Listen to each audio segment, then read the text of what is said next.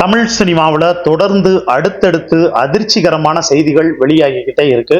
பழம்பெரும் நடிகையான கன்னடத்து பைங்கிலியான சரோஜா தேவி யாரும் எதிர்பாராத சூழ்நிலையில் இயற்கை எய்தினார் என்கின்ற செய்தி ரசிகர்கள் மத்தியில் மிக பெரும் அதிர்ச்சியையும் சினிமா திரையுலகினர் மத்தியில் மிக பெரும் பேரதிர்ச்சியையும் ஏற்படுத்தி இருக்கிறது என்றே சொல்லலாம். பழம்பெரும் நடிகை சரோஜா தேவி இயற்கை எய்தினார். இவருக்கு வயது 87. இவர் உடல்நலக் குறைவு காரணமாக பெங்களூருவில் உள்ள தனது இல்லத்தில் காலமானார். 1955ஆம் ஆண்டு மகாகவி காளிதாசா என்ற கன்னட திரைப்படத்தின் மூலம் சினிமாவில் அறிமுகமானவர். பெங்களூருவை பூர்வீகமாக கொண்ட சரோஜா தேவியின் தந்தை ஒரு காவல்துறை அதிகாரி. அவரின் தந்தை தான் சரோஜா தேவியின் நடிப்பின் பக்கம் வருவதற்கு மிக முக்கியமான காரணம் என்றே சொல்லலாம். சரோஜா தேவியின் சினிமா கனவிற்கு பக்கபலமாகவும் இருந்திருக்கின்றார் அவருடைய தந்தை. கன்னடத்தில் அவர் அறிமுகமான முதல் படத்திலேயே பலருடைய பாராட்டுகளையும் பெற்றுள்ளார். அந்த திரைப்படத்தை தொடர்ந்து சிவாஜி கணேசனின் தங்கமலை ரகசியம் படத்தில் நடித்தார்.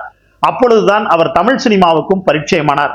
அதைத் தொடர்ந்து எம்ஜிஆருடன் இவர் நடித்திருந்த நாடோடி மன்னன் திரைப்படத்தின் வெற்றி தமிழ் மக்களுக்கு இன்னும் இவரை அதிகமாக நெருக்கமாக்கியது என்றே சொல்லலாம். எம்ஜிஆர், சிவாஜி கணேசன், ஜெமினி கணேசன் போன்ற தமிழ் சினிமாவின் ஆளுமைகள் பலருடன் சரோஜா தேவி இணைந்து பணியாற்றி இருக்கின்றார். தமிழ், தெலுங்கு, ஹிந்தி, கன்னடம் என கிட்டத்தட்ட 30 வருடங்களில் 160க்கும் மேற்பட்ட திரைப்படங்களில் கதாநாயகியாக நடித்த ஒரே நடிகை என்ற பெருமையும் இவருக்கு மட்டுமே உண்டு. இவர் தமிழில் கடைசியாக KS ரவிக்குமார் இயக்கத்தில் சூர்யா நடித்திருந்த ஆதவன் படத்தில் நடித்திருந்தார். இவருக்கு கடந்த 1969ஆம் ஆண்டு பத்மஸ்ரீ விருதும் வழங்கப்பட்டது. அதைத் தொடர்ந்து 1992ஆம் ஆண்டு பத்மபூஷன் விருதும் வழங்கப்பட்டது. அத்தோடு தமிழக அரசின் கலைமாமணி விருதும் இவருக்கு வழங்கப்பட்டிருக்கின்றது. சரோஜா தேவியின் மறைவு திரைப்பிரபலங்கள் பலரும் இரங்கல் தெரிவித்து வருகின்றனர்.